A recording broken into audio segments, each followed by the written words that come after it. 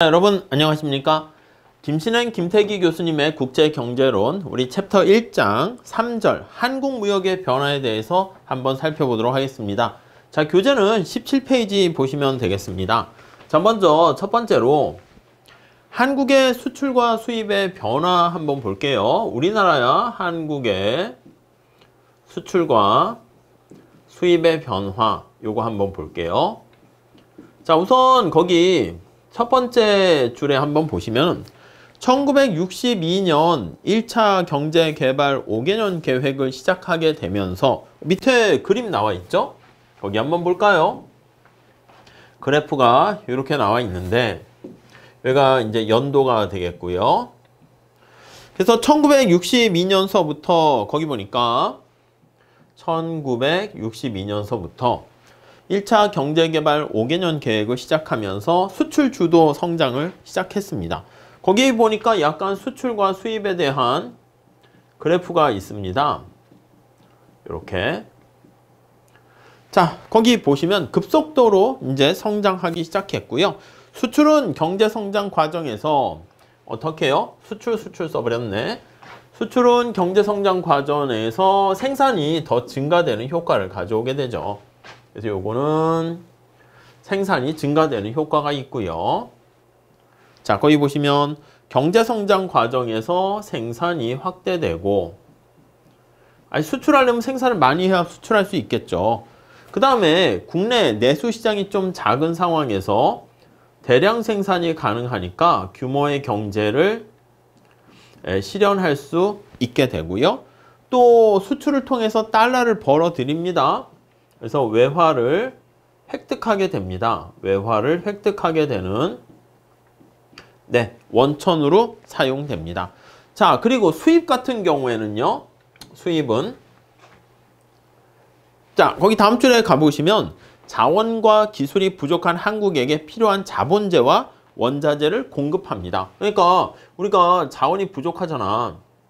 그러니까 뭐 지하자원뿐만 아니라 또 원자재 아니면 뭐 기술 이런 것들을 국내로 공급하게 되는 거죠. 국내로 공급하는 역할을 하게 되는 것입니다.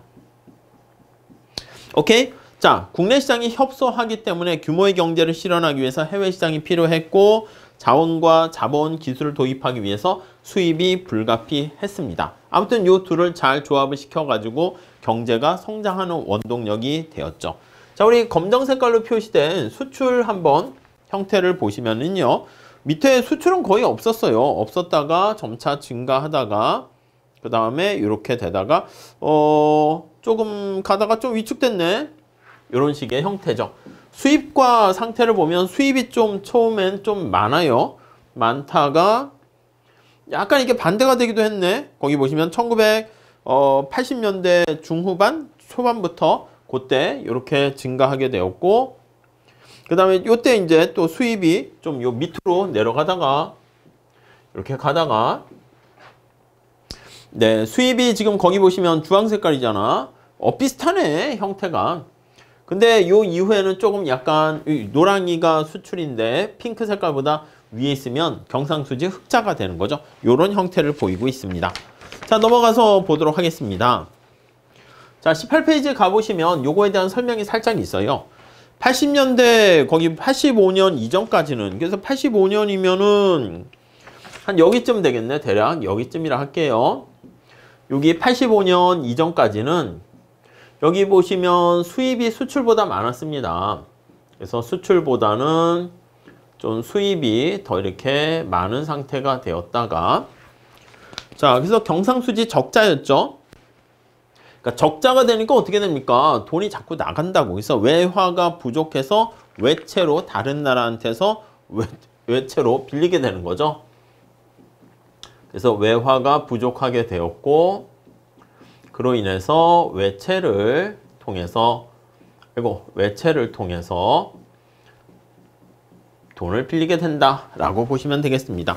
자, 그러다가 거기 보니까 수출의 비중이 2013년부터 감소하고 있었는데 세계금융 위기로 인해서 우리나라 무역이 위축됐기 때문이다. 그런 다음에 2020년에 코로나 때 경제 위기로 무역이 또 이렇게 감소했다가 빠르게 회복되고 있는데 전체적인 형태는 그래도 우상향하는 형태를 보이고 있습니다. 오케이? 그 정도 보이시죠? 다음 두 번째.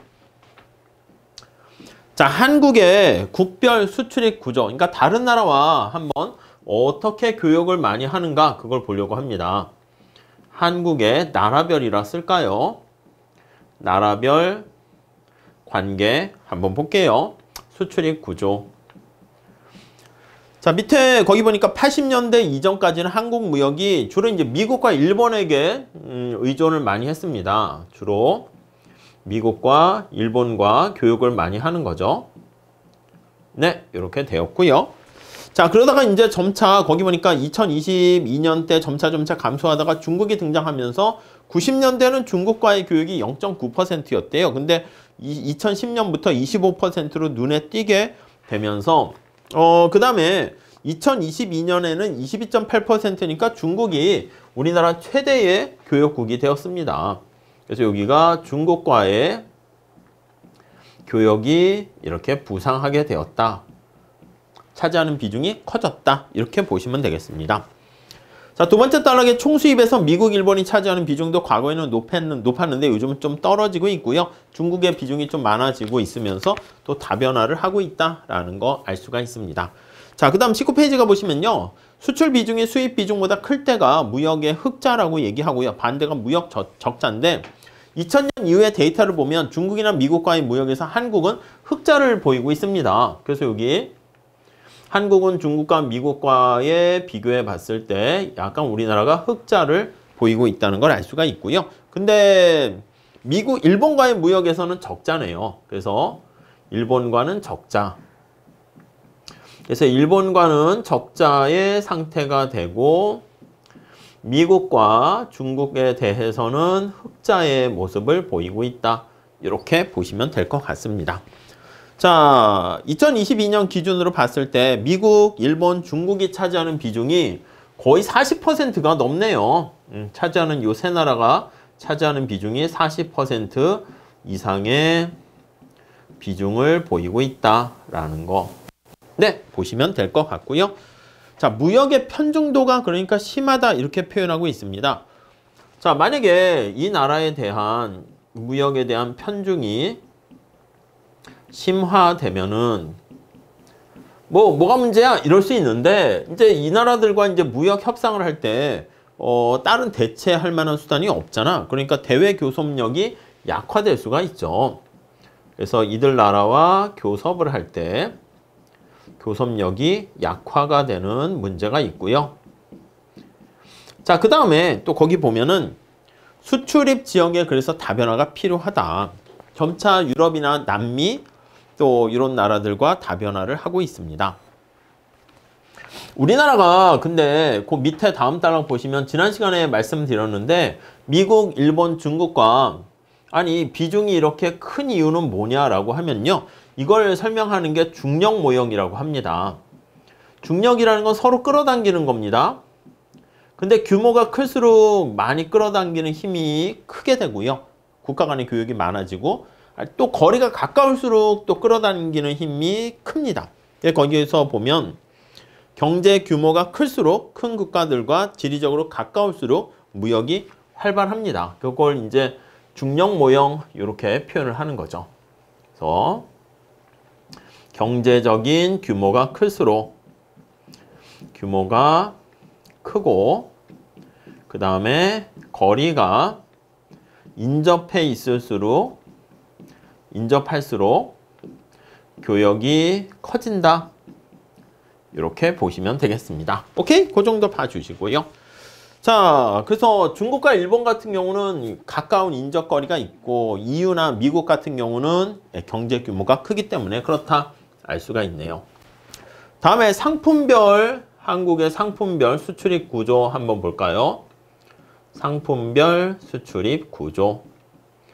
우리나라가 이제 경제개발 초기에는 당연히 뭐 공산품 같은 게 없지 않았겠습니까? 그래서 80년, 60년대 초에는 수산물, 광산물, 식료품, 원료를 수출하는 후진적인 수출 유형을 벗어나지 못했고요. 70년대 되면서 여기 옛날에는 거기 나와 있는 공산품 후진적인 수출 구조라고 했습니다. 후진적인 수출 구조, 주로 농수산물 같은 것을 수출하게 됐다는 거죠. 자, 그러다가 이제 70년대 이르면서 우리가 생산을 하기 시작했습니다. 그래서 이때부터 공산품을 수출하기 시작하는 것이죠. 공산품을 수출하게 되었다. 네, 이런 모습을 보이고 있습니다. 뭐 당연히 아시는 얘기입니다. 그래서 이제 예전엔 또 수출 상품이 노동력을 많이 쓰는 노동 집약적인 접근 방법을 사용했었는데 자본 집약적인 접근 방법으로 또 많이 바뀌게 되네요. 그래서 노동 집약적 수출 상품을 생산했는데 약간 자본 집약적 생산 방법을 사용하게 됩니다. 네, 이렇게 정리를 하시면 될 것 같고요. 자, 그 다음 페이지 한번 가보시면 그래프가 나와 있습니다. 산업구조가 노동집약적에서 자본집약적으로 바뀌면서 거기 나와 있는 노동집약제의 수출이 감소하고 자본집약제의 수출이 증가하는 거 알 수가 있습니다. 자, 그 정도 보시고 다음 네 번째 한국의 무역과 소득의 변화 한번 볼게요. 우리나라의 무역과 소득이 어떻게 변화하는가 한번 볼게요. 소득의 변화. 자, 거의 첫 번째 줄 볼까요? 한국은행 자료를 통해서 보니까 수출이 1970년대 8억 달러에서 6,835억 달러, 850배나 증가했습니다. 수출 규모가 거기 보니까 70년대 약간 8억 달러의 수출 규모였었는데 850배? 오, 6,835억으로 이렇게 수출 규모가 확 증가하게 되었다는 걸 알 수가 있고요. 1인당 국민소득도 70년대 257달러였는데 94년도에 1만 달러를 넘기 시작했고요. 외환위기 맞으면서 잠깐 떨어졌다가 다시 또 회복하면서 올라가는 모습을 볼 수가 있겠습니다. 21페이지 한번 보시면 우리나라가 이렇게 경제가 성장하고 국가 간의 국제 무역이 활성화되는 것은요, 사실 보면은 기적이래요. 우리가 자화자찬하면서 야, 이거는 우리가 보기에 기적이야 이러진 않겠지. 다른 나라에 거기 나와 있는 세계은행을 비롯한 많은 전문가들이 봤을 때 이 대단한 거 아니겠습니까? 일제치하를 벗어나서 또 6.25 끝나고 폐허가 된 땅에서 이렇게 눈부신 경제 성장을 이루는 것도 세계 역사상에서 사실 뭐 이렇게 찾아보기 힘든 건 맞는 얘기입니다. 자, GDP 대비 거기 경상수지의 비율을 한번 그림을 그리고 있는데 한번 살짝 보도록 하겠습니다. 자, 수직축이 뭐냐면 여기 이제 연도가 돼 있고요. 수직축이 경상수지의 변화를 거기 표현하고 있거든요. 그래서 경상수지는 수출과 수입의 차액을 얘기하는 거야. 그래서 경상수지 요걸 살펴보는데 수출에서 수입을 뺀 거죠. 수출액에서 수입액을 뺀 거야. 자, 그래서 경상수지가 균형이다 그럼 수출과 수입이 같은 거야. 거기 보시면 제로점 보이십니까? 여기가 이제 제로야, 제로. 여기가 제로고요. 그 다음에 요 위가 이제 경상수지 흑자, 경상수지 적자 이렇게 됩니다. 1960년대부터 계속 경상수지는 적자를 이렇게 보이다가 약간 거기 보니까 80년대 초반에 흑자를 보이다가 잠깐 떨어졌다가 그 다음에 또 96년 외환위기 되기 전에 까지 이제 흑자를 보이다가 이렇게 되는 모습을 보이고 있습니다. 오케이? 자, 우리나라 경제 이런 상황을 봤을 때 몇 가지 특징을 한번 살펴볼 수가 있겠습니다. 첫 번째, 어떤 특징을 볼 수 있는가? 두 번째 달러 보면 한국 경제는 세계 경제 변화에 크게 영향을 받는다. 세계 경제에 영향이 크게 우리나라에 다가오게 된다는 것을 알 수가 있습니다. 오케이? 73년, 74년에 1차, 2차 오일 쇼크가 발생하고요. 경상수지 적자가 크게 확대가 되었습니다. 요때를 얘기하는 건가 보죠. 70년대, 72년, 78년 이때 오일 쇼크가 발생하게 되었고요. 그 다음에 오히려 또 요때는 1986년, 89년 요때는 경상수지 흑자가 이렇게 엄청나게 발생했는데 요때는 이제 삼저 현상이라고 합니다. 뭐가 낮은가? 세 가지. 유가, 금리, 달러, 저달러라는 삼전 현상이 우리나라 경제에 유리하게 작동하면서 경상수지가 흑자가 되었습니다. 아무튼 대외 경제가 우리나라에 크게 영향을 미친다는 첫 번째 특성을 알 수가 있고요. 두 번째는 경상수지와 환율은 서로 영향을 받습니다. 여러분, 경상수지가 만약에 흑자가 되면 어떻게 됩니까? 흑자가 되면 달러가 막 들어오는 거야. 우리 뒤에도 보긴 하겠지만 원론에서 거시에서 살짝 봤겠지. 달러가 들어오니까 달러가 많아지면 달러의 가격은 떨어지게 되는 것이죠. 환율을 하락합니다. 환율이 하락하면 외국의 물건이 가격이 싸진다고 거기 설명이 나와 있습니다. 그러니까 거기 보시면 흑자로 전환되자 경상수지가 1986년 890원달러 환율이 670원으로 25%나 떨어지고 환율이 하락하게 되니까 순수출이 그래서 다시 떨어지는 거야. 수출 경쟁력이 떨어지는 거야. 미국산 상품이 가격이 하락하는 거죠. 자, 그래서 수출 경쟁력이 떨어지고 다시 경상수지는 적자로 전환되었다. 그래서 이렇게 가면서 적자로 전환이 되고, 자, 적자가 되면 다시 또 달러가 밖으로 나가네. 환율이 다시 올라갑니다.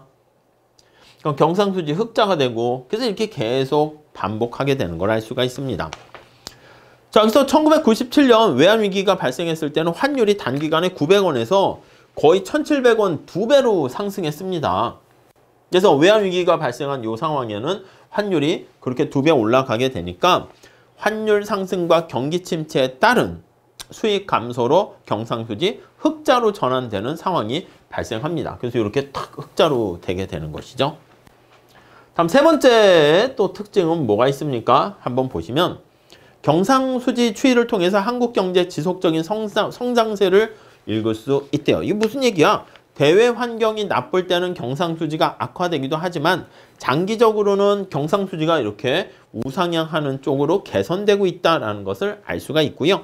1974년, 79년 석유 파동과 97년 외환위기 상황에서 경상수지 적자가 발생했는데 장기화되지 않고 우리나라는 신속하게 극복을 했습니다. 그래서 우리나라에 약간 경상수지 적자가 발생하게 되면 이게 이제 어려움이 이제 발생했는데 금방 이거를 극복합니다. 회복 탄력성이 좀 크다라고 표현을 합니다. 그래서 회복력과 또 성장의 잠재력 그런 것들이 굉장히 성장할 수 있는 능력 이게 높다라는 것을 보여준다라고 평가하고 있습니다. 대외 환경이 나쁘면 경상수지가 악화되지만 단기간에 극복하고 개선해 나간다는 것은 우리나라 경제에 강한 잠재력과 성장 가능성을 가지고 있다. 이렇게 설명을 하고 있습니다. 자, 이번 시간엔 그래서 우리나라의 어떤 수출과 수입 관련해서 살펴봤는데 나라별 구조, 상품별 구조, 또 무역과 관련한 이렇게 소득 변화에 미치는 이러한 경상수지 흑자 적자 나와 있습니다. 전체적인 우리가 국제경제학을 공부하기 위한 백그라운드를 살짝 보는 거니까 가볍게 좀 봐주시면 좋을 것 같습니다. 오케이? 자, 이렇게 정리하시고요. 다음 시간에는 4절 국제경제학에서 도대체 뭘 배우는지 간단히 살펴보도록 하겠습니다. 감사합니다.